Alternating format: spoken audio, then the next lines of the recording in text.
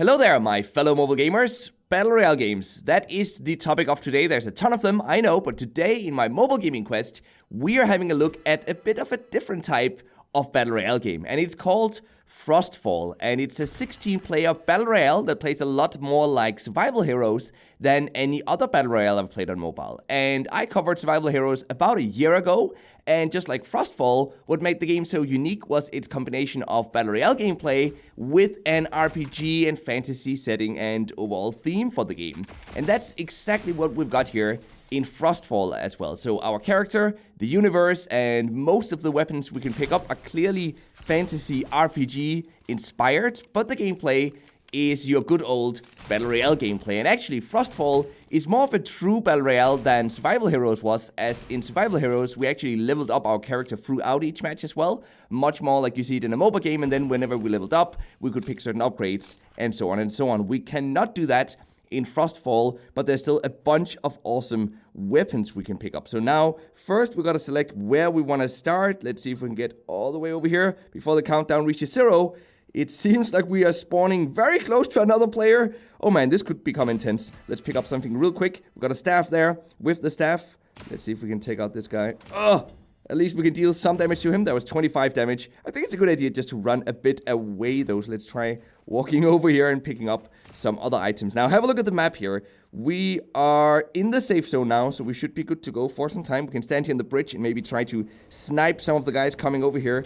We've got our firebolt charged all up. So let's see, as soon as that shield is over. Oh, boom, there we go. No, we're taking too much damage.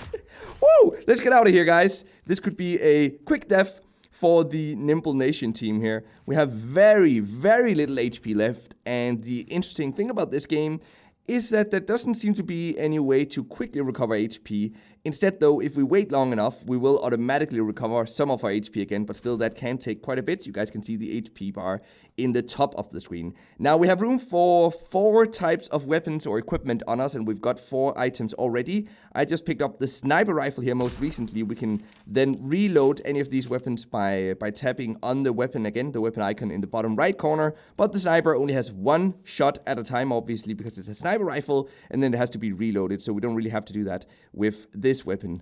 Now, look at this. Seems like there was someone over here. There is a person up there, and that person has a machine gun, it seems. Assault rifle or something like that. So that's definitely not RPG themed, actually. We should switch back to our staff here, since we are playing a fantasy Battle Royale after all, and it seems a bit more fitting. We can't hit this guy, though. Oh, man.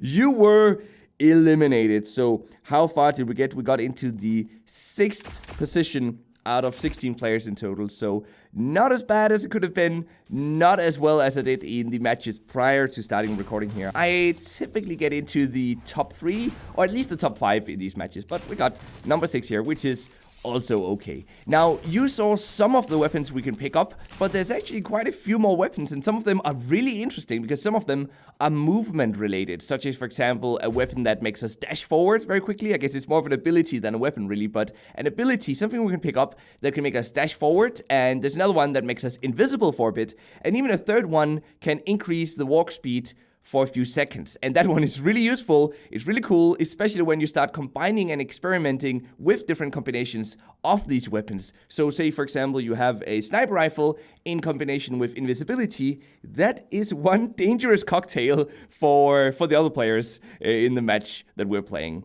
Now, talking about movement, by the way, we walk very, very, very slowly in this game. And that at first felt a bit weird.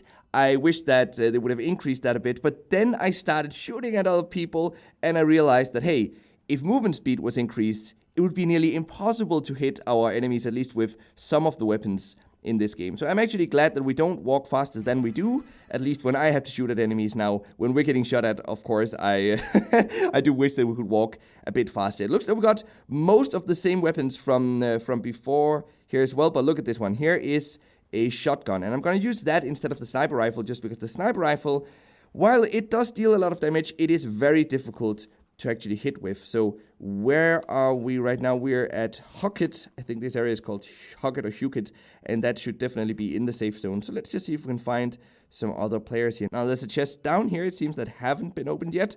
So let's walk over to that one. Oh, I see a player. I see a player, guys.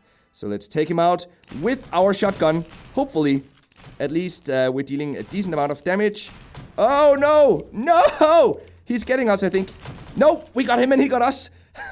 Okay, well, that was an elimination though, but at least we got that one player. He got us as well. Now, there's only 16 players in a match, and the circle we have to stay within on the map gets smaller very quickly as well. So each match typically only takes a few minutes, and that's perfect for mobile because even if you end up in the first position, you will not have spent more than 3, maybe 4 minutes or so.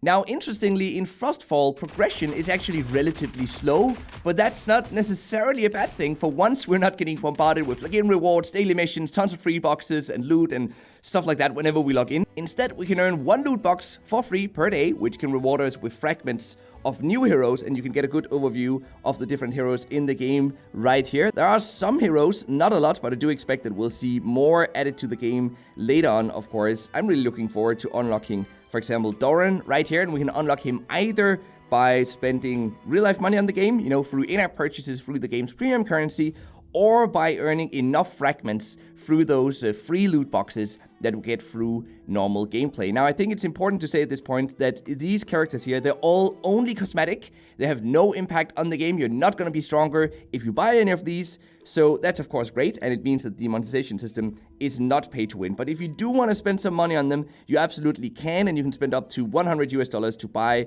the premium currency. But again, it cannot be used for anything that makes you win this game. It all comes down to how good you actually are at playing the game. Now, we also earn some rewards through normal progression. And when I say normal progression, I really mean a seasonal battle pass system. So just like in any other, literally any other Battle Royale game, we are rewarded with some rewards as a free player and a lot more if we buy the premium version of this battle pass. Now, fortunately, the premium version is actually only $5 per season. And the season we're in right now lasts for 2.5 months. So it's a really cheap premium battle pass and something that you might want to buy if you really enjoy the game. But again, you don't have to because it doesn't give you a pay-to-win advantage. Now let's head into another round here. Matchmaking should only take a few seconds and we're already loading. Now we found 15 or 16 other players. And meanwhile, let's talk a bit more about the monetization system, because overall, I think the monetization is better than 99% of all of the other mobile games out there. Yes, we can pay to unlock heroes immediately, but again, they don't make you stronger. They're only cosmetic, and this means that the game is not pay to win. And that's actually very rare to see in the mobile space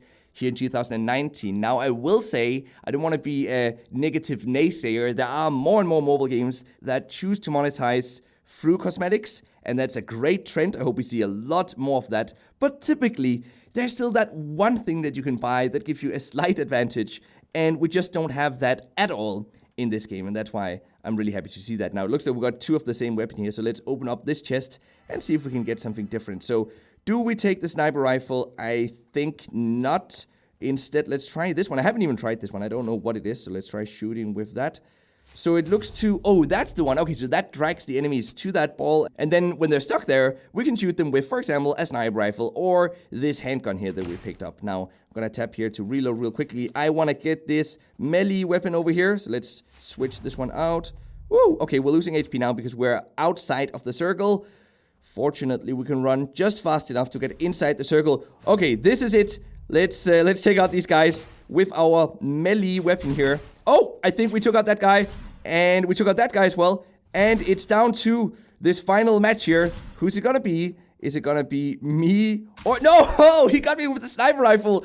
I was so focused on using the melee weapon, and he got me with a sniper rifle. So we ended up in the 7th position here. Oh, man. Okay, guys, listen. Do let me know what you think about this game in the comment section down below. I think that the game could use a bit of extra polish on the art side. Some of the 3D models look a bit funky, and parts of the game, like for example the menu UI, isn't the best I've seen ever. But that doesn't ruin the game either. I'm really just nitpicking at this point to find some sort of negative thing to say about this game, because the rest of the game is just really great, honestly. The fact that you can't buy yourself to victory, as one review on the App Store said, is really why I think this game is worth playing. And hopefully, with a bit of luck, it takes off and becomes really, really popular. But of course, time will tell. So let me know what you think about it in the comment section down below. And now it's time for the mobile gaming news of the day, which is that Eve Echoes, the mobile version of the incredibly popular and quite old at this point, I might add, PC MMORPG Eve, is now out on Android and on iOS, or at least it's out in a beta version. So go check that out. I've heard good things about the game and I can't wait to cover it here on the channel myself once I finally get around to actually playing it. So with that said, I hope that you've enjoyed today's video. Thank you for spending a few minutes with me here today, and until next time, just keep gaming, stay awesome, and I'll see you guys around.